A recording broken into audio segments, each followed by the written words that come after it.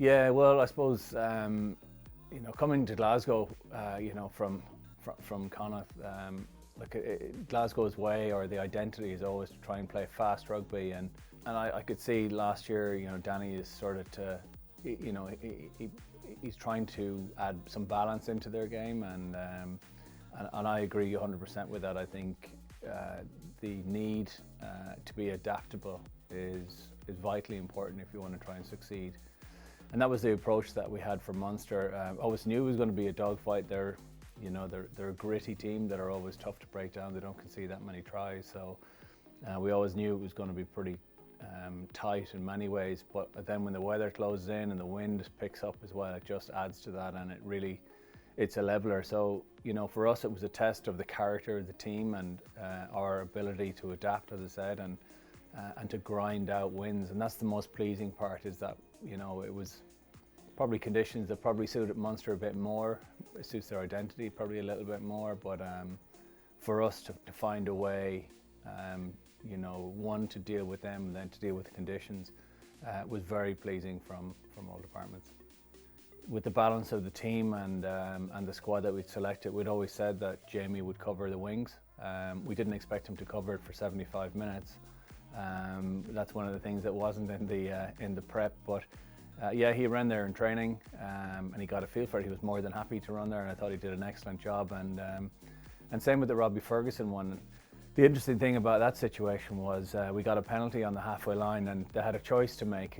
And the choice was, do they go for a long range kick at goal, or go to the corner and actually back the plan for Robbie to throw in with the line out they just come up with off the cuff. So that's the decision they went with, and 3-4 phases later after the line out was great, the drive was okay, and then 3-4 phases later they get a penalty, and with a player in the bin in that situation, to get 3 points it's a big moment in the game. But again, it wasn't just left to chance. There was a little bit of prep in it, but as I said, you can't cover every scenario, but just happened to be one of the ones that we'd actually spoken about, and it gave them confidence then to be able to execute in the heat of battle.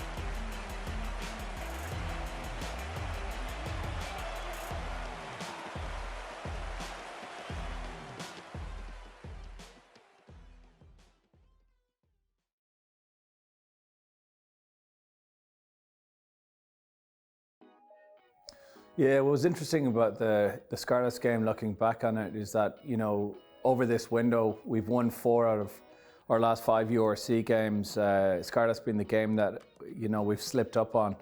And we didn't really slip up over the whole game. I thought certainly for the first 37 minutes of that game, we dominated a lot of the possession and territory, and I thought we seemed to be in control. We had a try disallowed on 37 minutes, which would have put us 17-0 up. Now, in most contexts, that would represent a team that was pretty much in control. And when that was disallowed, again, we allowed a lot of those little momentum pieces to really affect us. So instead of us scoring there, Scarlet scored at the other end. So instead of being 17-0 up at half time, we found ourselves, it was 10-7 on the scoreline, and we conceded again immediately after half time, which again shouldn't normally be an issue. But when we tried to get a foothold back into the game, again, it was just small little errors that just seemed to compound themselves. So, over the last 5 games, I said we had, if that's 10 halves of rugby, 9 of them were really good, and 1 half against Scarlets wasn't so great. And it was just about that momentum piece, letting small errors compound one on top of the other. And that was a game that got away. We were disappointed, but we spoke about it afterwards, and we put some measures in place to make sure that, if things started to go away from us, that we're able to, stop the slide and try and just get ourselves back on track. So hopefully lessons were learned from that game. I think that was my first 1872 game, and you know, it certainly didn't disappoint. It was they're spicy affairs. You know, there's a couple of things, you know, technically, tactically, strategically, you know, they come into it a little bit, but it's all about emotion and it's all about physicality. You know, and if you got those two dials turned up to the right level, you get a foothold into the game, and you know, you can capitalise on the back of it. And that's what that game came down to. They're, I said, a really spicy affair, very physical. Two teams that obviously have a lot of history, a lot of tradition.